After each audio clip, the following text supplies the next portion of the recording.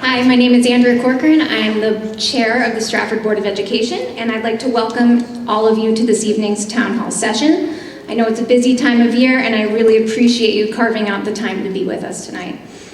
The Board of Education's budget work began months ago, initially as a collaboration between the superintendent, his cabinet members, building administrators, and others.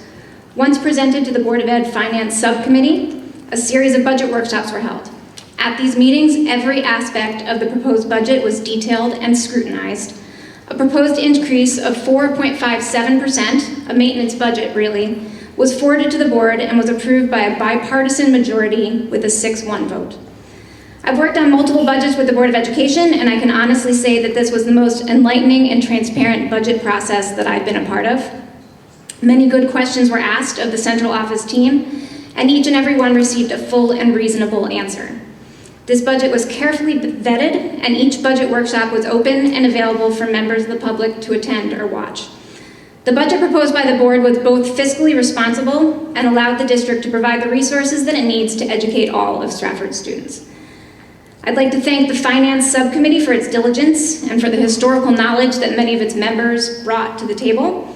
Thank you also to the stakeholders. Many of you are here tonight, staff, parents, and community members who have taken the time to be engaged in this budget process and who have been advocates for the Stratford Public Schools. And I'm going to hand it off to Dr. Sunday now.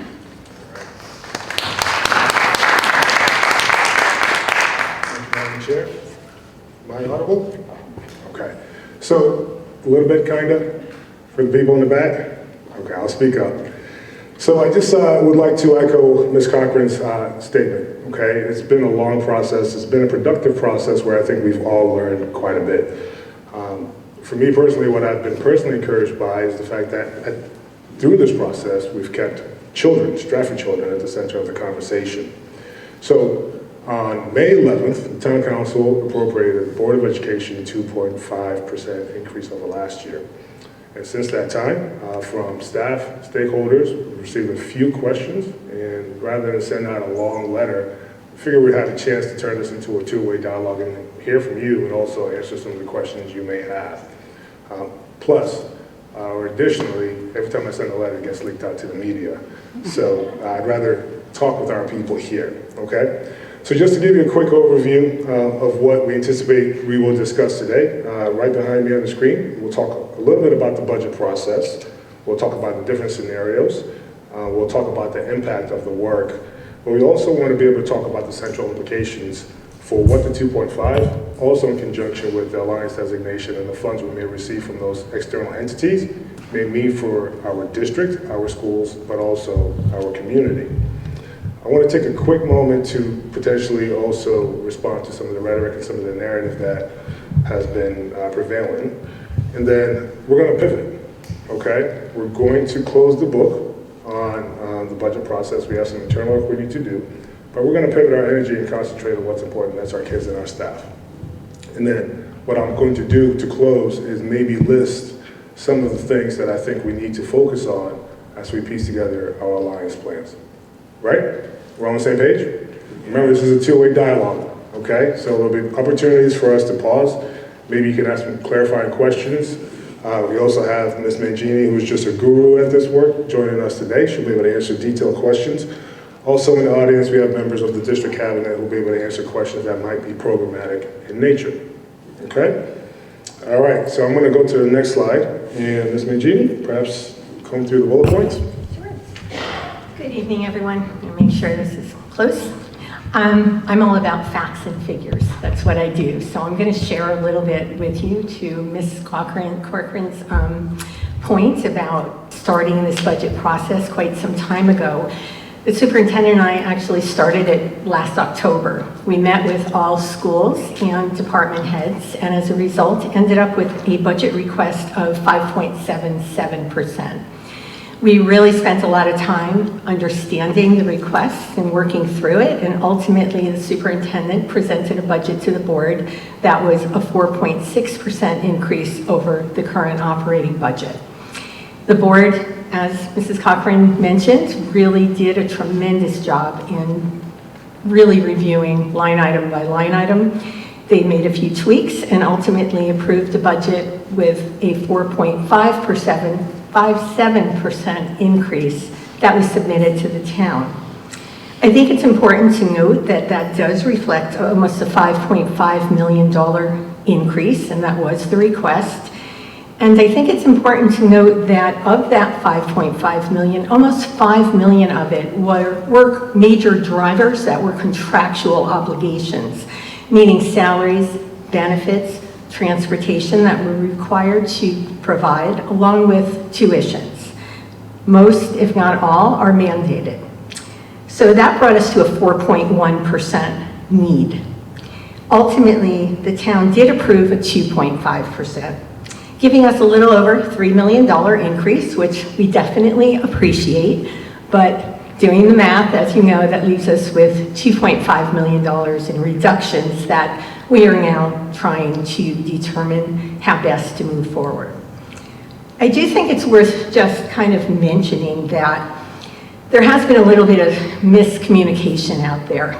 I believe that some of the statements made implied that the board was actually receiving a 4.9% increase, and that can be a little confusing.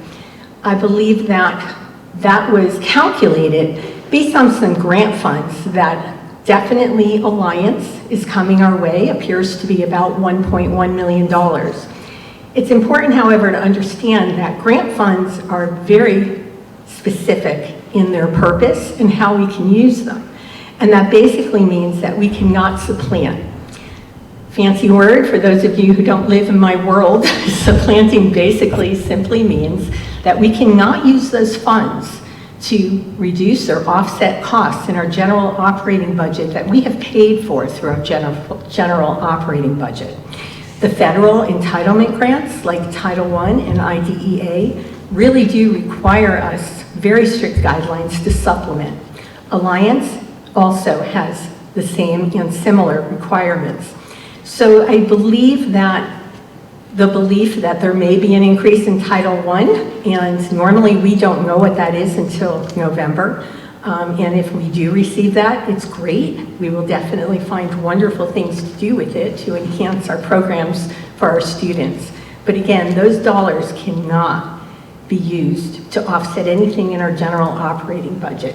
And lastly, I would just mention that it's important also to realize that the board has the final say on any reductions within their budget.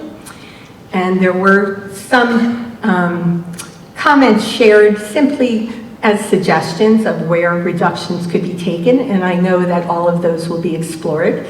We definitely, thankfully, have some savings in our health insurance, so we are hoping at least $350,000 of the $2.5 million that we have to identify will come from health insurance simply as a further reduction in our renewal that we recently were made aware of.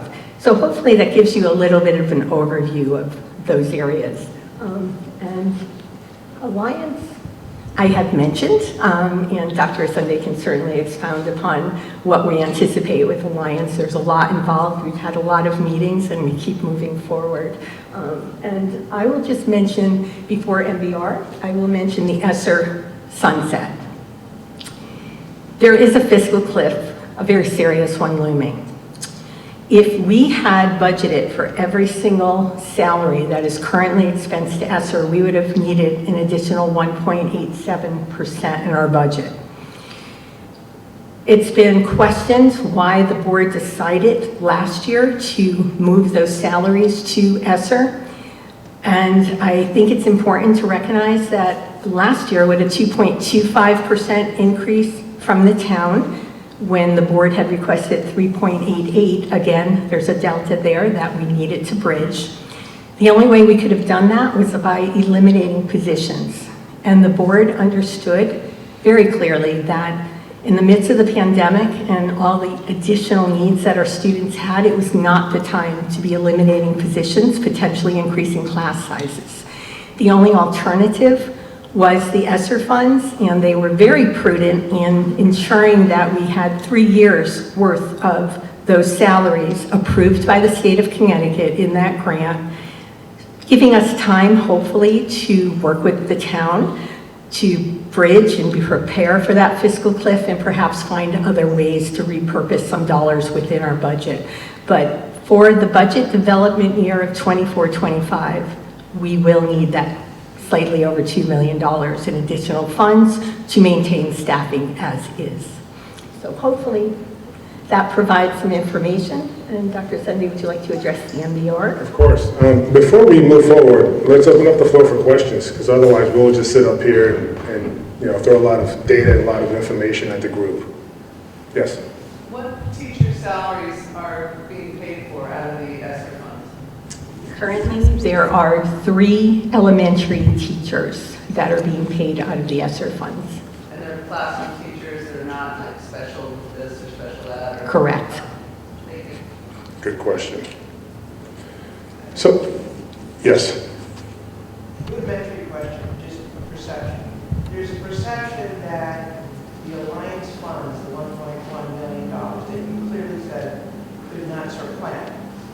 I'd like to clarify that with an example of that money cannot be used to pay for teacher salary or utilities or things that we're currently using. Can you clarify that better, exactly what supplant means? Absolutely. Supplanting, actually, I printed out a document from the federal government. And supplanting basically is that federal funds cannot be used to pay for items or costs that are currently in a general operating budget. So it's important to recognize that if we're currently paying for X number of teachers, we can't take some of those teacher salaries and offset that cost to Alliance. We can't do it for utilities, we can't do it for supplies, we can't do it for anything that is currently in our general operating budget. Yeah, I would probably also just extend on that. I don't know if we can clarify it any more than you clarified it. You hit it right on the head. And I think there's a spirit to that, because oftentimes, outside of maybe the federal grants do expire, right? So there has to be a plan to sustain the program or the structures in order to adequately deliver an educational service to our students. So they always hedge against doing that or engaging in that practice, and they check, right?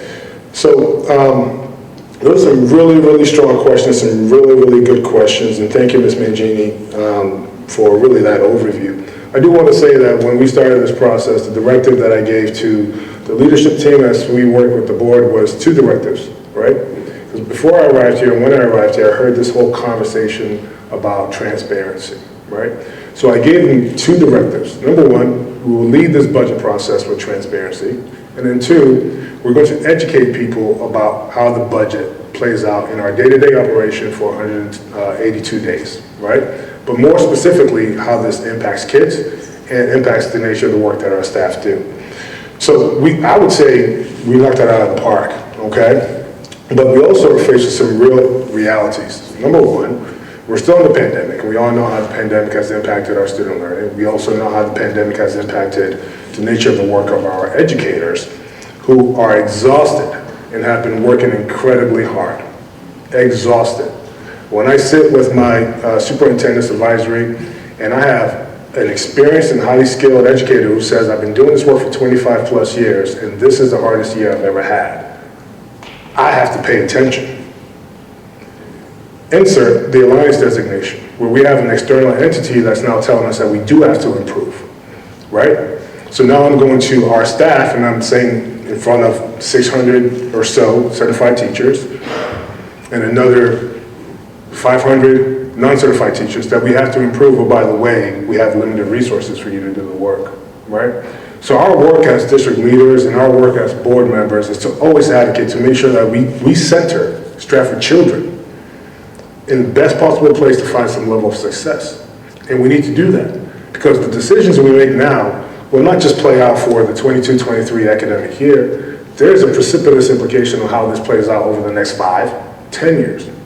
But beyond that, one of the other pieces that makes this work even more complex is as we are now required to go through reductions, and we're going through that process. We're on the back end of things, and over the next couple of days, I'll present our recommendations to the board. But the other challenge of this for me is, as I've spent time with our staff, I recognize that about 50% of my staff are taxpayers right here in town. So we have a lot of work in front of us. But perhaps what I can do is maybe talk a little bit more about the district implications, okay? So for those of you who may have a good understanding of Stratford, as a school district, we're one of the biggest school districts in the state of Connecticut. There is approximately 170 communities, and Stratford is somewhere in the top 18, maybe even top 15, right? We have 13 schools, one adult education program, which makes our academic organization a very complex system, right? So when we make one decision here, there is a precipitous and a domino effect all the way from the conversations that happen behind the bench at the Board of Education chambers to that second grader who's sitting in the classroom at Chapel or Franklin or Lordship, right? And we have to be able to keep that at the front of our conversations, in the front of our minds. So that's why it's important that we continue to invest in our schools. Because oftentimes they say that, healthy schools are reflective of healthy communities. Now, it's my honest opinion that when the Alliance designation came out, and after having spent about 7 or 8 months here in Stratford, I don't think that that Alliance designation adequately or accurately reflects who we are as an academic institution. I'll say that bar none. And I'll say that bar none because I have the credibility to back it up. In my previous districts, we were Alliance districts. So I'm familiar with the work. And the things that we are doing here, the numbers are the numbers. If the state tells us X, Y, and Z, it's what it is. We're going to step up to the plate and we're going to do the work that we need to do for our kids, because that's who we are, and that's who we're going to continue to be. But I do believe with the right infrastructure that we have some opportunities to turn this around quickly. I'll say that very openly. To the town's defense, they are 100% right. The way the Alliance District resource allocation works is it's a carve out of the ECS. It's a carve out of the ECS, which now leaves a revenue hole for the town. So a lot of towns complain about this, and rightfully so, okay, because it's an unforeseen expense that now has to be accounted for. This year there was some legislation done, okay, and I can share very publicly that against the traditional Alliance District program, I've spent countless hours on the phone or video calls with the State Department of Education officials. With the look back years, that's how it's calculated. Historically, it's been done against the fiscal year 2012. With the 3 new districts that now enter the Alliance program, the look back year is 1 year.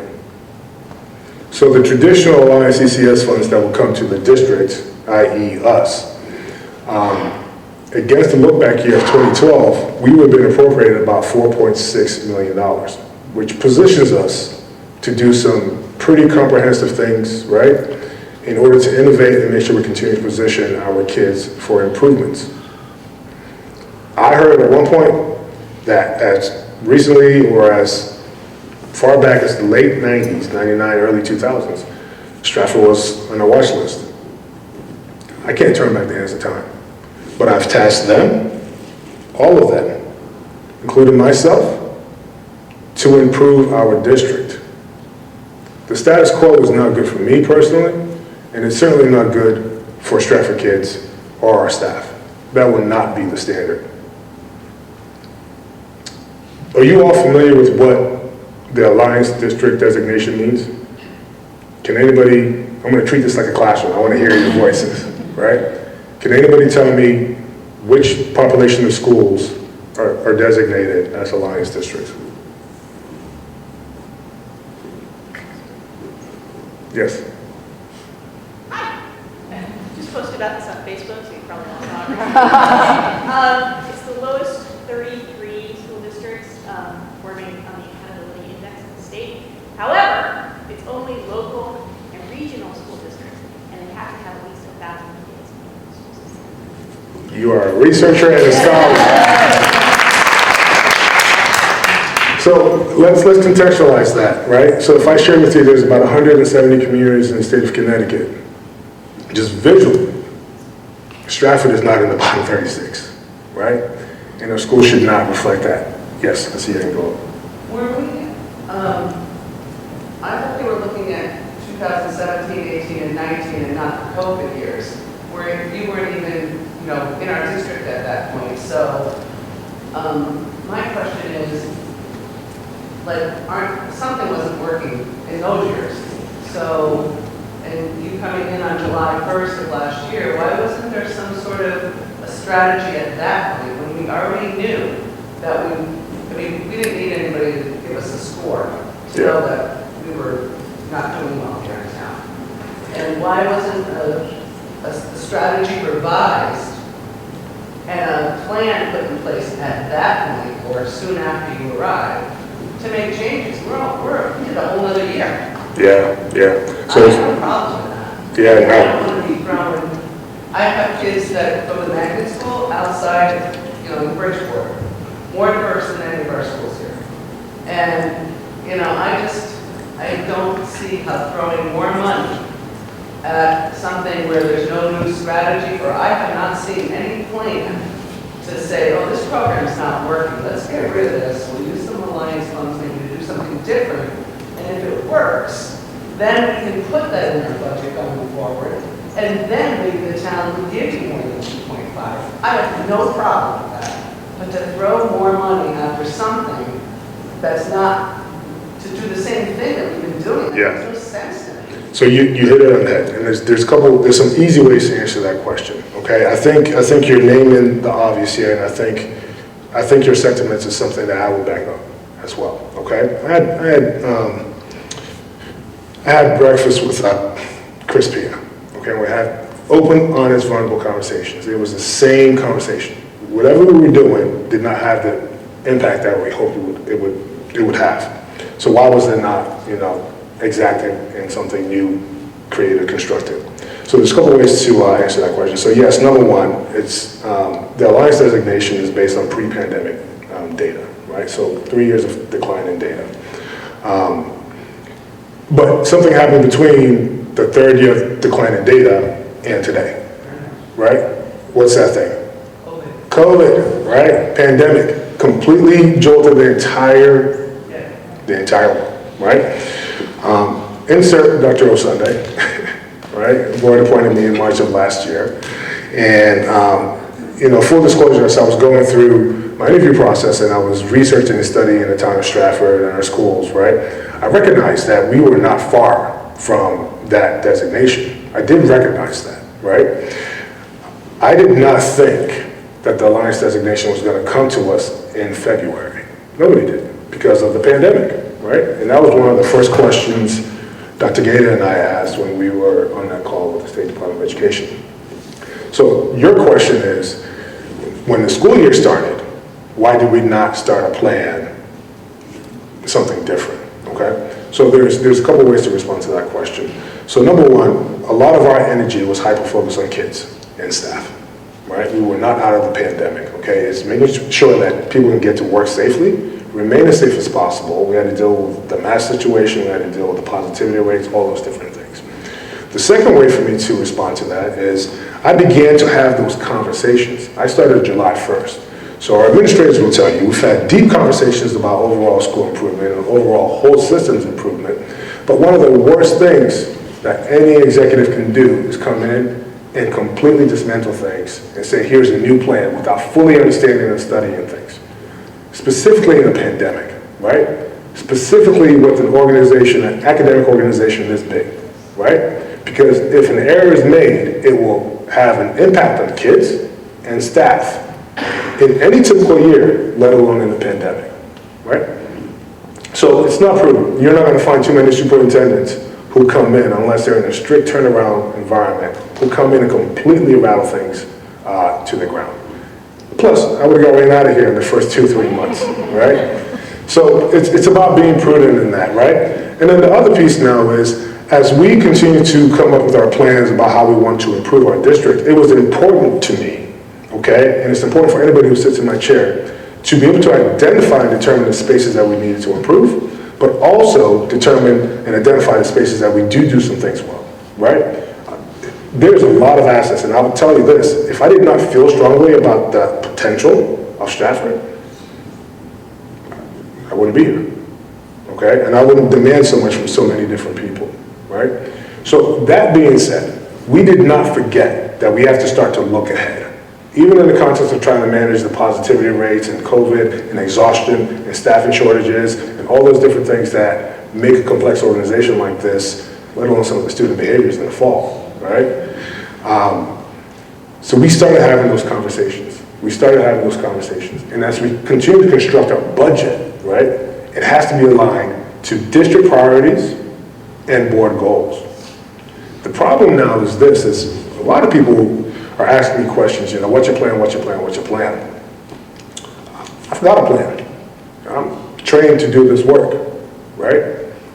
But if I don't co-construct the plan with our outstanding educators, our teachers, if I don't spend time hearing the voices of our teachers about what, from their expertise, they feel and their knowledge of our kids, I've only been in the district at that point in time about 7 months, about what they feel is most important for kids, and co-construct it with our families and community partners and business partners about what are the essential variables and attributes that every child who comes to a Stratford school needs to have and know and be able to do. If 3 years from now I leave Stratford, my plan goes with me. So that's why in this work we always talk about making sure we co-construct things, right? And I'll tell you this, we're in the process of it right now. For the last 3 Wednesdays, for 3 hours at a clip, I have a cross-section of administrators, community partners, I have 5 parents who are involved, I have teachers who are involved from every developmental level, and we're completely analyzing and having vulnerable and difficult conversations about the things that we need to do to improve. I'm fortunate that we don't have to have a long, comprehensive process, right? Because the foundation that we're building on is the portrait of the graduate work that this community took on a few years back, right? Otherwise, it would be a 6-month process. So to your point about why wasn't there a plan put in place, I can't answer that because the existing plan we knew was scheduled to sunset this year. So the conversation in theory should have been done last year, even before my arrival. But I think there's some level of prudency that's attached to it that when a new leader comes in, we want to hear his thoughts and we would like for him to guide that process, and that's exactly what we're doing right now. So as we go through this strategic planning process, whatever we design as a group, my plan is to get this done over the next couple of weeks, so before our staff break, right, for the summer, for a much-deserved summer break, I can give a broad overview of some of the district and the board priorities, and then some of the things that we're looking to do through the Alliance plan, right? Which we are doing right now. We have a team feverishly working to construct that plan because we have to submit that at some point this summer. So it's the budget that didn't get approved, the one that you guys wanted, did that include any of your new plans? And did it exclude some of the plans that maybe were not working? Yeah, so when I presented my budget in February 28th, I believe was the date, right? The 28th? My board members. Yep, February 28th. We presented, okay, I studied our budget appropriations for the last 10 years. And I knew exactly what we've been appropriated on average, right? I've studied, you know, when we've had increases, I've studied when we've been level, so on and so forth. So as I shared with you earlier, what we did is we led with transparency and we spoke about need. And I presented a budget to the board, which in our opinion, in my opinion, was a bare bones budget.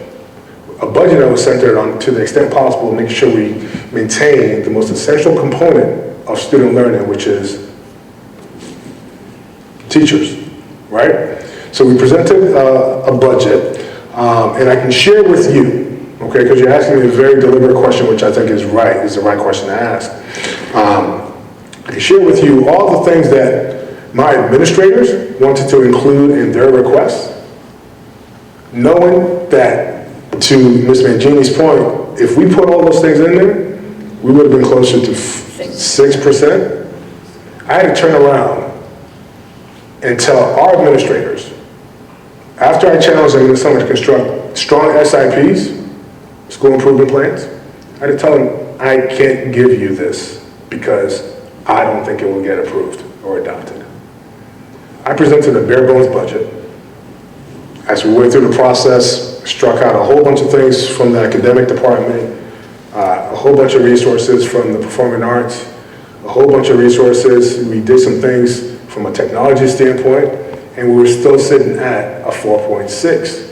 A 4.6 that was driven by 4 or 5 large buckets. Salaries and benefits, right? Transportation, we gotta get our kids to school, right? And then special education costs, which has just been on a steady increase. That was it. Presented to the board, every board member come through that entire book. We had 4 or 5 workshops, asked deliberate questions, it was open to the public, you know. We got everything posted.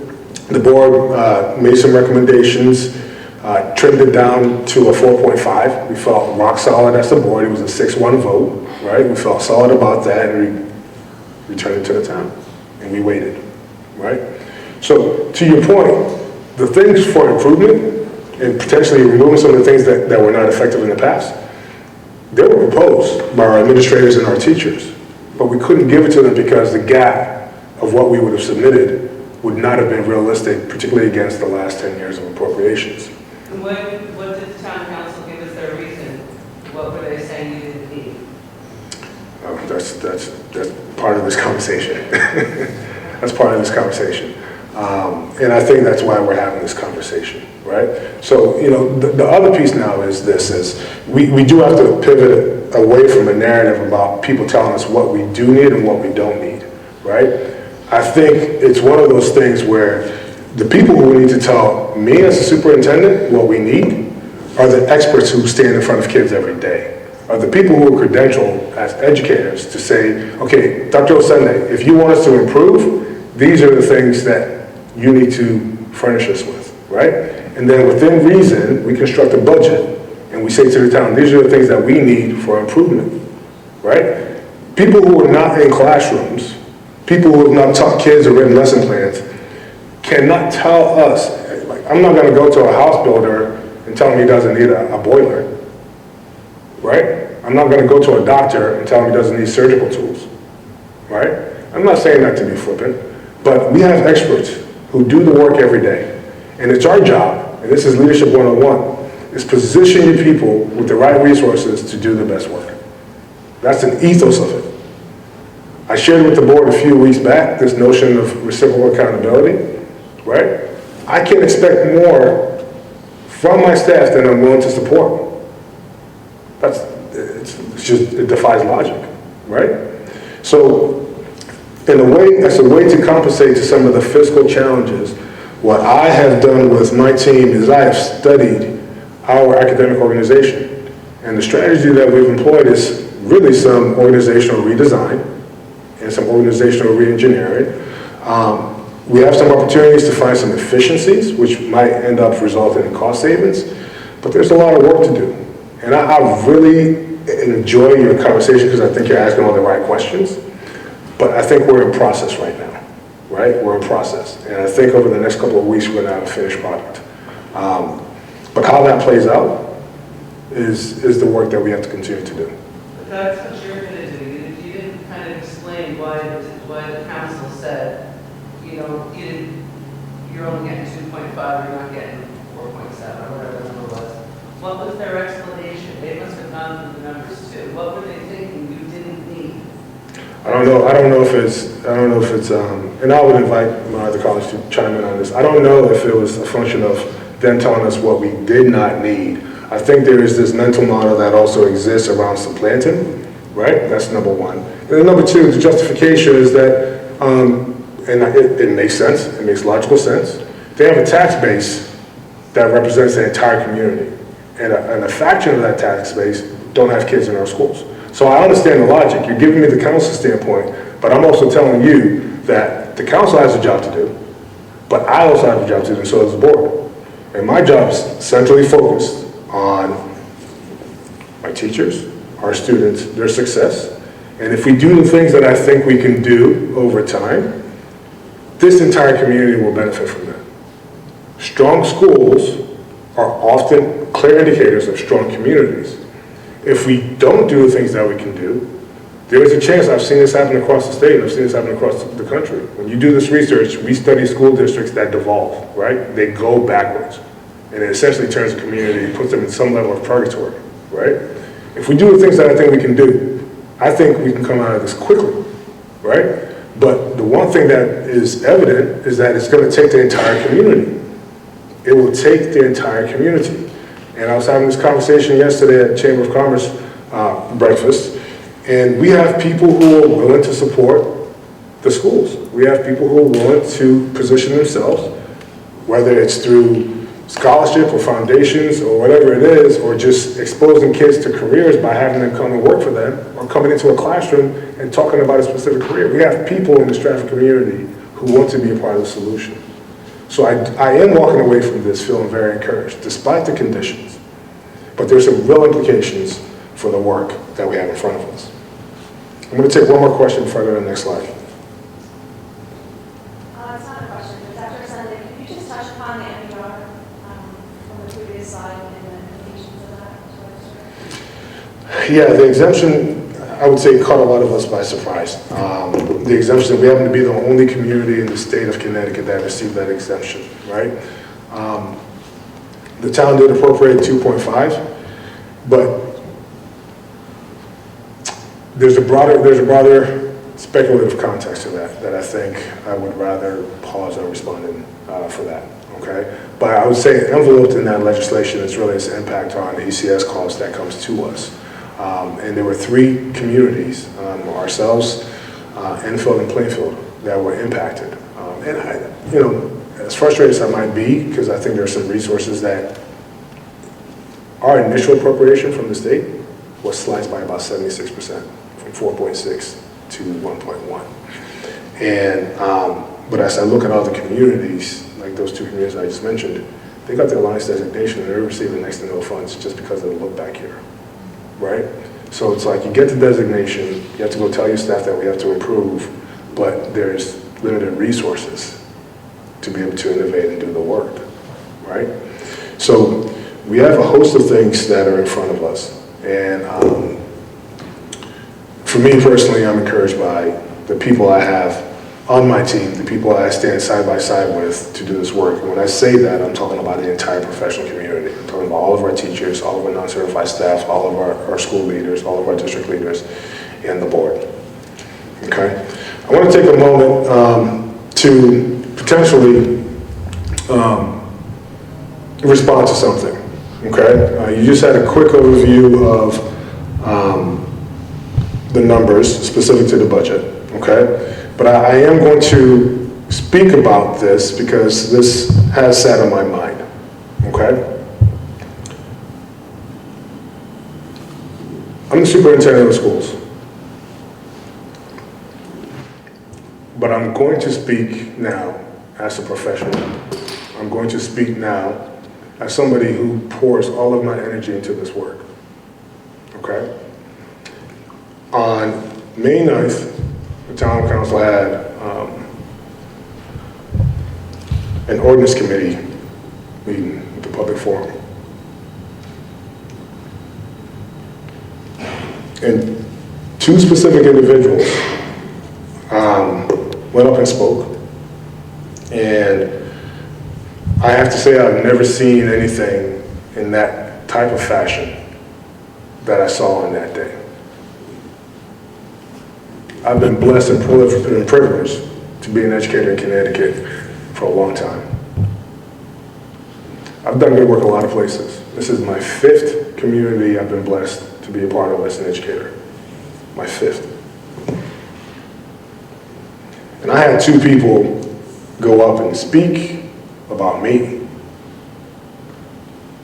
Now, everybody's entitled to an opinion, right? Everybody's entitled to an opinion.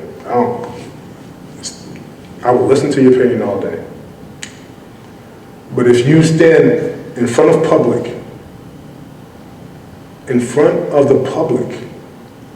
and you try to, it's PR, if anybody has a PR degree, you know exactly what it is.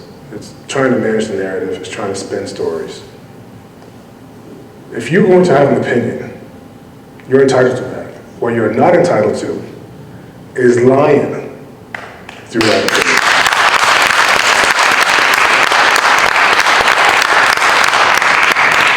It was disrespectful as a professional.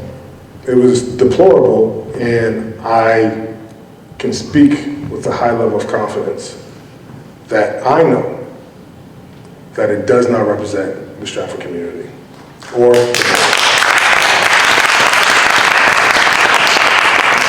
When I have people from other states sending me text messages and asking me how I'm doing because they saw it, that's a concern. That's not who we are.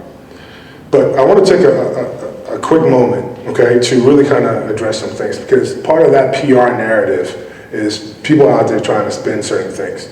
And I paid close attention, right? And I heard phrases like fear-mongering, intimidating, all those different things. And for those of you who've been around for a long time, let's call it what it is. That's a tired narrative that in some spaces is oftentimes associated with a black man, and there's no space for that. Like, take that stuff and please take it somewhere else.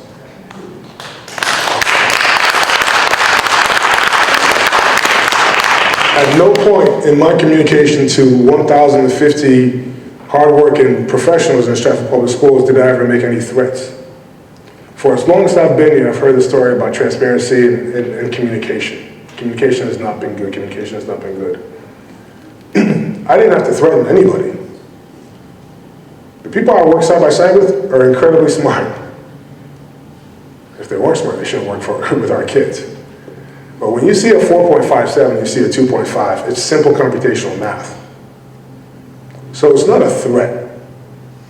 And when I sent my communication out, I sent my communication out because our leaders, our teachers, asked me for an update.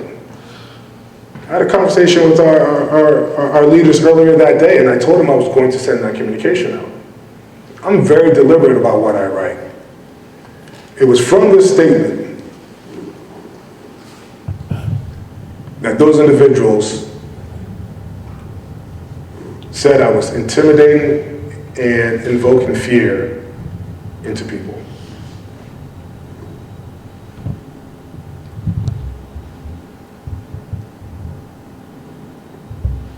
I've been very clear about this work since the start, since February. We want to protect our teachers because by research and by just simple conventional wisdom, they impact student learning more effectively than any other aspect of the work. And with this, it's creating a narrative. But beyond that, it's the lies that came with that. If you're going to stand up there, talk with facts. At one point, I think I heard somebody reference 1.5 billion in the staff reserve line. Or somebody also mentioned that we don't have a staffing shortage. If that's the case, then Stratford is doing something dramatically different than the rest of the country, right? You can talk to any one of our teachers who has to cover, someone else's prep, or any one of our administrators who has a hard time trying to find subs. We're not unique in that sense. Across Connecticut, there's staffing shortages. We have a lot of work to do. So this is not about fear. This is about the realities of what we need to do to make sure we have a good chance at a successful year, because come September 1st, we're gonna have almost 7,000 kids come back to school. So I'm gonna close the page on that, okay? I'm done and I'm tired of that rhetoric. If you wanna have that conversation, take it to a parking lot somewhere. We're not doing that at Stratford Public Schools. Plain and simple.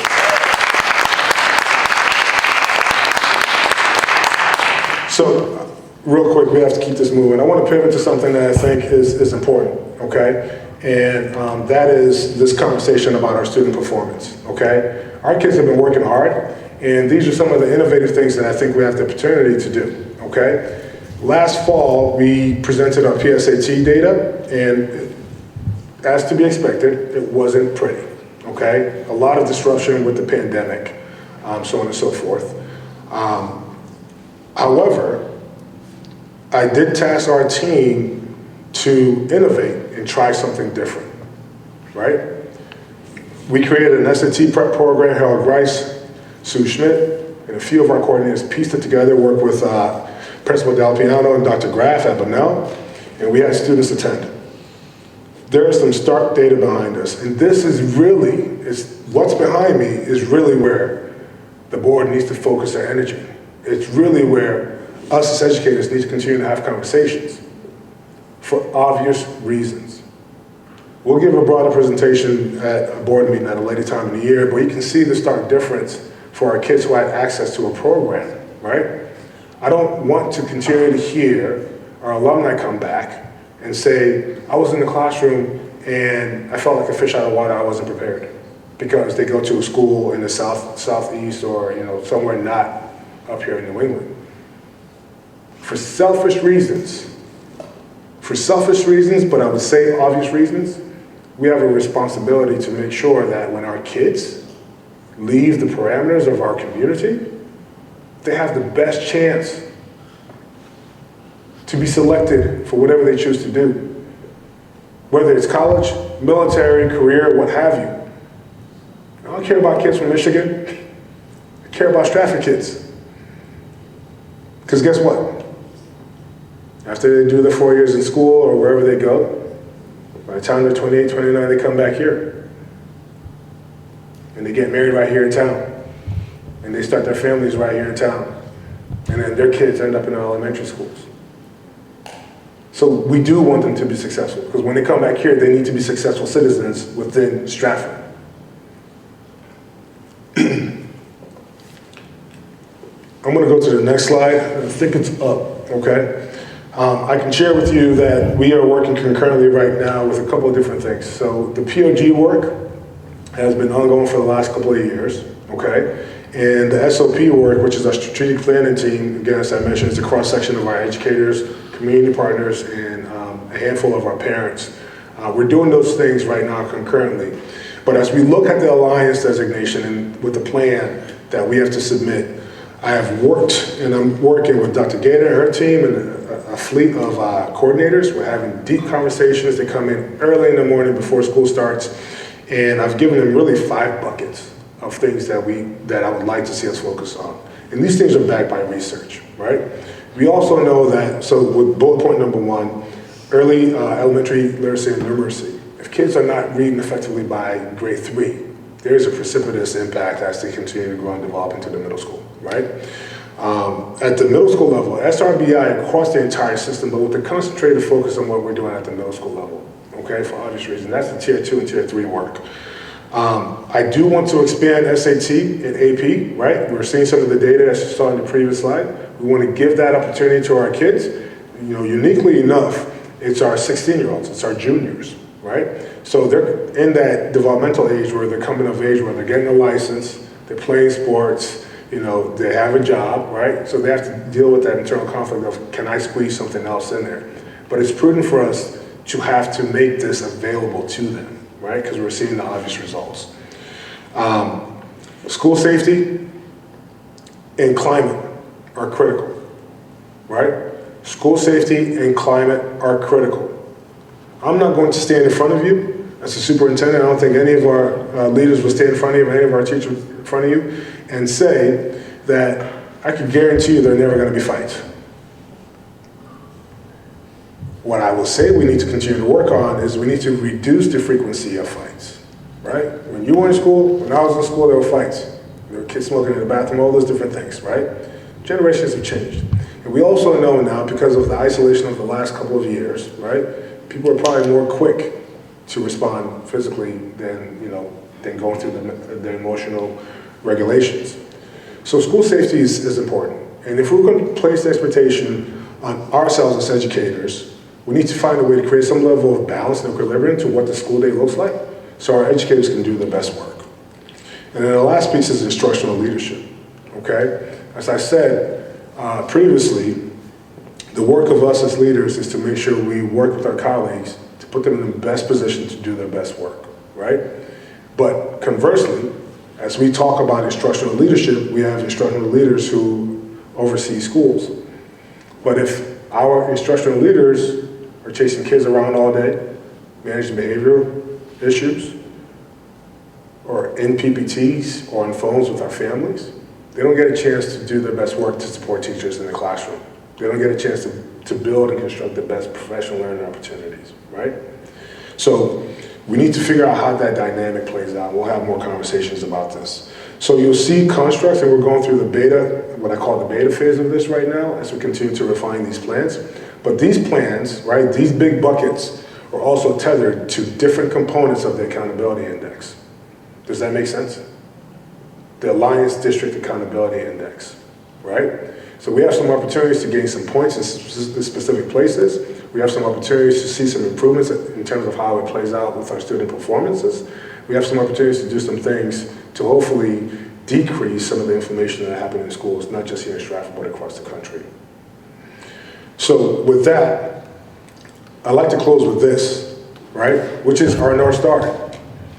If our kiddos acquire those competencies, we feel as a community that they have a better chance than most places to find success in whatever they choose to do.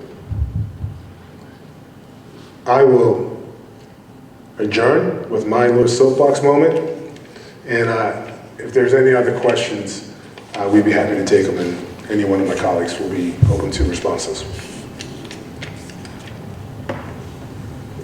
Hi, I'm Manuel Anderson.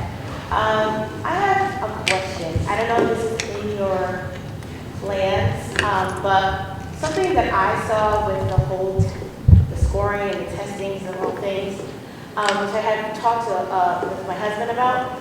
I personally feel like we need to get busing back in here and redistricting a lot of the kids so that I'm not, like, for example, there's not, so socially we have different levels, instead of just racial difference, there also needs to be economic differences. And I don't know if that's in your plan, I don't know if you mentioned that, but for me, I feel like that would change a lot of how things are going currently. For example, you know, if a kid is always with a group of bad kids all the time, that's what they're going to do. There's no bad kids in Stratford. We have kids who make bad decisions. Yes, but I'm just using this as an example. I'm with you. Not what is happening. But what I'm saying is that if there are like kids who are constantly doing the wrong things, constantly are not in an environment that allows them to transpire to be something good, because TV's not going to cut it. It's your neighborhood. It's your schools, it's your teachers, it's the people that you surround yourself with that will transpire for you to be something better. And the only thing, and I can attest to this because my dad's a pastor. So our church is in Bridgeport. So he has made it, and we're Haitian. So he has made it a standpoint to make sure the people in his congregation does not get pregnant, that they all go to school, and they all get good grades. To the point where he says if you're in college, you get a 4.0, the church will donate $1,000 to you. I think that's the same thing that kind of needs to happen here in Stratford. We need to remix everything up, not just be, it can't just be all like really well, you know, average people who have good amount of money who can handle who are in this school, and then the other population down in another section where like they're struggling, and that's when fights start, because they're like, you know, they're all struggling somewhere, and when you're around people who are constantly struggling, what are you going to do? Fight. Because it's like, this is mine, instead of seeing like what the possibilities can be for them. So I'll share with you this, and we'll take, you know, perhaps, you know, 2 or 3 more questions, and we'll wrap it up. So that conversation is happening, okay? And over the last year, I've heard a lot about the last redistricting piece. It is happening, but it's my position, right, that we have to be deliberate about studying it deeper and designing things in a way that, you know, 2 or 3 years from now, we're not having the same conversation. So it is happening. I think at some point, it may be a reality, but I don't think we're going to be ready to do that for the start of school this coming year, right? Yes? I know a lot of everyone saying that they don't want to affect staffing. However, I was laid off last year, and then rehired, but it's really hard to see that big gap and not wonder if I'm gonna have a position next year. Yeah, no, so you hit it on the head, and that was our fear, right? And that's why we led with transparency. You know, our big piece, so, you know, as a psychologist, right, we always say that, you know, the best way to respond to fear or anxiety is to put information in people's hands, right? Is to at least let them know, even if you can't say that, we have a solution, right? So that's why communication is so important. I can share with you what we've been doing. Okay, so over the last, since the 11th, since the town gave us the appropriation, we knew exactly what that number was. And to be honest with you, that was probably liberating in a sense, because now we knew exactly what we had to work with. We've gone through a couple of different scenarios, and we're still putting that fine details on a couple of things. We had a 2.5-hour session today. We're going to continue to put the details on things. I will not release it to the public until I revisit that with the board, okay? But the other piece now is, in between that time, the people who may potentially show up in those scenarios, right, that would be proposed to the board, we want to extend the professional courtesy to be able to sit down and have a conversation with them first, right? So the first time they're seeing it or hearing about it is not on the publication that comes out, right? That's just part of my work since I've been here, even with the first iteration. I've always led with that. We're going to sit down as a professional courtesy to have a conversation. To have a conversation with the people who might be impacted before it goes public.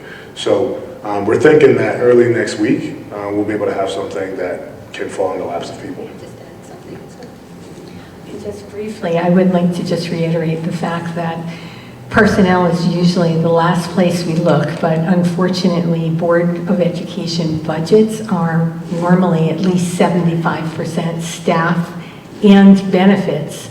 Coupled with all the other contractual and mandated obligations, we probably just have about 5% true discretionary accounts. So unfortunately, when you're looking to reduce by $2.5 million, $3 million, you really don't have any alternatives but to look at staffing. And we really have tried to work through scenarios that will be as least impactful to our classrooms as possible. It's a challenge. And to Dr. Asunde's point, we've really spent a lot of time and a lot of thoughtful deliberation on what will hopefully soon ultimately be the final plan.